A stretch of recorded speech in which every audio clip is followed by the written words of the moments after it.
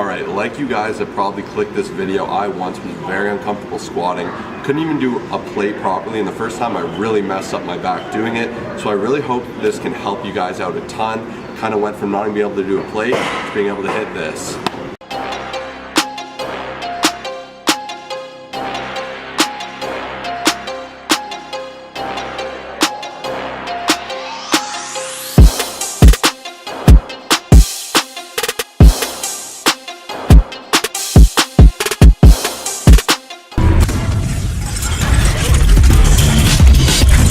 So if you appreciate the amount of time and effort it took for me to get there, especially with a lot of self-research, I'm gonna package it all in this video for you guys, really help you out and get your squat sky high. So be sure to smash that like button, subscribe to our channel if you haven't already.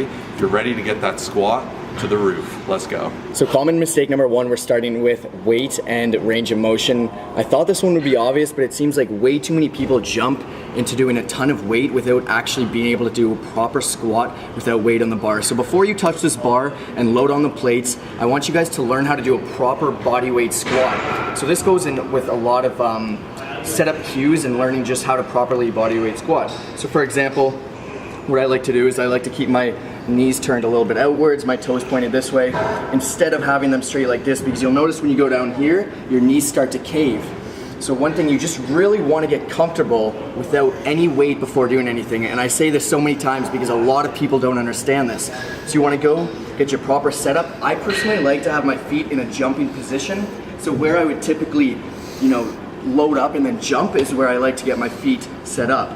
So you're going to want to start like this, go all the way down, all the way up, and then get very comfortable before loading on the plates. It's way too often that I see people doing 2, 3, 4 plates and they can't even do one properly. So do that, get the full range of motion, go to 90 degrees, and I guarantee you guys will see awesome results within the squat. So the second most common mistake, especially for new squatters and experienced squatters, I know people that squat over 400 pounds and they're still having issues with this, is when you get some heel lift with the squat. So it'll look something like this. So as you can see, when I squat down here, it's very natural tendency to actually have your heels lift up, and that's something you have to learn to fight through driving through the heels. It can be a huge mistake once you get into those heavier weights. So good news is, although this is a big issue, it's not too hard to fix. Some people that have already learned it, it's very hard to unteach it, but if you're just getting started, you want to make sure you nail this out. I really recommend doing some drills with a really light warm-up load. For me, that'd be about 135. And what you got to do is you got to really think about your foot placement here, where you're situated. It's very important that you keep your chest upwards. A lot of the reason you'll lift is because your back is leaning forward. You're losing the support of your abs, your core region, and your back is actually going to tilt. So you'll notice here, as soon as my back tilts, I know you can't see, but my heels begin to lift. So that's the main cause of that. The easiest way to kind of debunk that is when you're under really set by drilling your arms together like that, really tight under the bar. When you push them together, you get the support of the bar, pushing your spine downward. By doing so, you have a very good potential for bar path. So when you're positioned like this, you really work on sitting down through the heel and exploding up through the heel. So it's very important that you're sitting back and you're trusting that process. Now with that, this is like a super tip, because this one tip right here is going to change the way you squat. I've experienced squatters that don't even realize how important this is. When you squat, it's not that you're starting with your knees and then going down. So as you guys can see with the overview here, the video on top of the screen, this is me squatting with my knees going forward. And you'll see how that's kind of pushing me to have that back collapse, push everything forward, and it's ruining my bar path by lifting up my heels. And once again, that's gonna make me feel weak, it's gonna make me fall over. I'm not gonna be able to drive and really use my leg muscles to get that weight up. Especially if you're struggling in a competition standpoint, or even if you're trying to hit a new 1 rep max. If you're doing a lot of weight and you're leaning, that's how you're gonna rip up your back, cause issues. Instead, you want to think like you're sitting on a chair. You can see I'm sitting here first, and then I'm also going to show you the exercise on the other side of the screen where I'm sitting onto a dumbbell. And the best way to kind of show this is that you're just envisioning you're sitting back first instead of with your knees.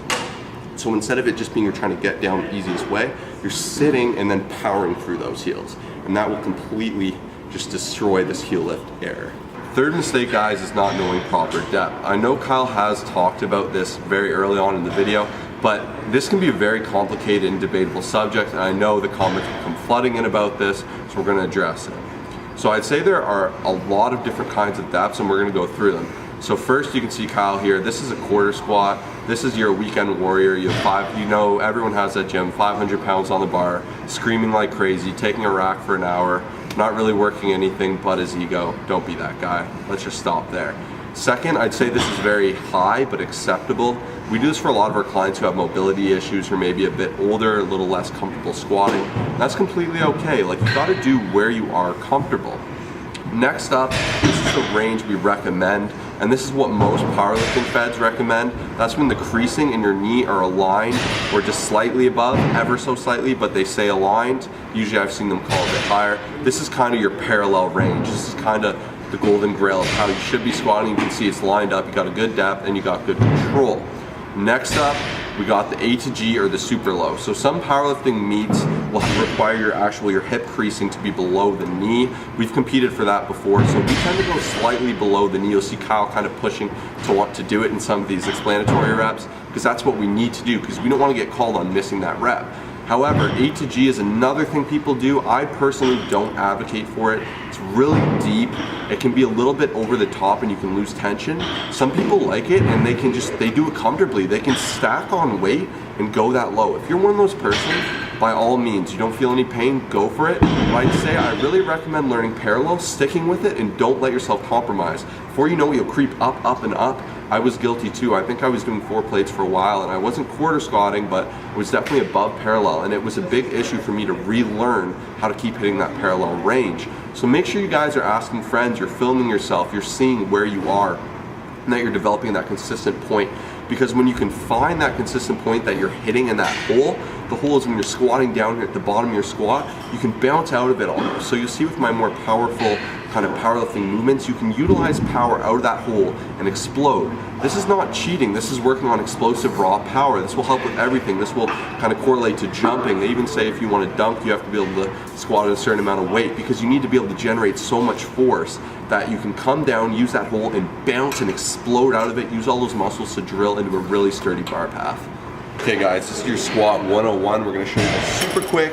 So this is from start to finish. If you guys have any questions after those mistakes, you're going to want to start by developing a consistent hand placement. For me, it's these rings. I have a pretty long reach, but I feel very comfortable here. A lot of people will say coming in closer will make your back tighter, kind of push your rhomboids or your scapula even tighter and help with bar support. I don't know, I've always been very comfortable here. Next up is to get a huge grip. Being really strong, then this is probably the most important of the squat. That's very underrated. So here, I like to put one foot in front, one foot behind, lean back a bit, and really drill it. See how if I drill in, I can really get my back tight, where some people will just go like this, right? See how weak that is? And that's gonna hurt your back. You don't want that, you want your back tight. So start back, drill in and really kind of tuck into your rhomboids. It's hard when there's not much weight. And then you're gonna come under, line your feet perfectly. You guys can see that real quick. Quick shot. So feet are here. Now up to my hips. You're gonna lean back, head up a bit, stand up through the hips. Now from here, your walkout's very important. I recommend a 2-step and then a little correction step myself. This takes practice. Some people do a lot of steps. Develop the consistency with the walkout because it makes you feel comfortable even when you're using an uncomfortable amount of weight. So here you can see I'm still nice and postured, I'm not slouching, I'm in a strong position. My knees aren't locked as well. That's gonna cause some pain if they're like this. You're gonna want just a little bit of bend.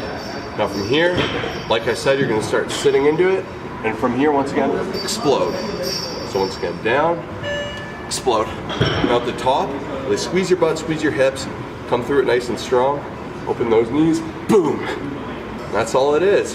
Then when you wanna rack it, I go 1 step, and I like to dump it. It's consistent for me, as long as it's set up right, you will not mess up. Oh. Kinda got it. Hit that like button if you like this really weird, over the top nonsense. So this is our bonus tip before we go into variations, is keep it simple, stupid. I'm sure you guys have heard that saying before in a lot of things in life. A lot of people do Bosu ball squats, like crazy things where it just looks like they're gonna hurt themselves or get in a lot of danger. There's no need to do stability movements with squats. Squats require stability on their own. If you wanna do like a half Bosu ball squat or something, that's fine, but don't keep it over the top. We really recommend just doing squats, doing them often, doing them hard and heavy, and using these 3 variations that we're gonna show you real quick.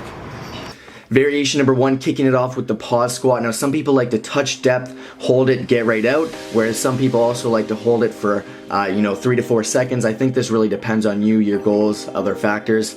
But essentially what this is going to do is it's going to help you find your depth, get comfortable in it, and learn how to spring out of the squat when you get stuck. Moving on to the hack squat. Now this isn't something I'd exactly switch out for the regular barbell back squat, but more so something I would add in to get a bit more volume in within the leg workout. However, if you do find yourself not being able to find depth or not being able to position properly on the regular squat, highly recommend trying this out. It really helps with explosion. You can load on a lot of plates, and it's fantastic for your quads and overall leg development. Variation number 3, we've got the safety bar squat. Now this is an awesome alternative to the conventional front squat. It takes a lot of tension off the spine, and it actually places it more forward on your body, forcing you in an upright position. A lot of you guys were commenting on our latest video about, potential wrist pain on the front squat, so highly recommend trying this out. It is an awesome alternative to substitute in. If you have the opportunity to try a safety bar, try it out, let us know how it goes, and enjoy. Hopefully this video helped you guys out. Please comment down below one thing that you enjoyed about this video or one thing that you think will help take your squat to the next level. If you could please leave this video a like, it will literally help us out so much. I don't think a lot of you guys realize how much likes and comments actually do help out our channel. Make sure to subscribe if you haven't already, share this with a friend, and we'll see you in the next video. Peace out.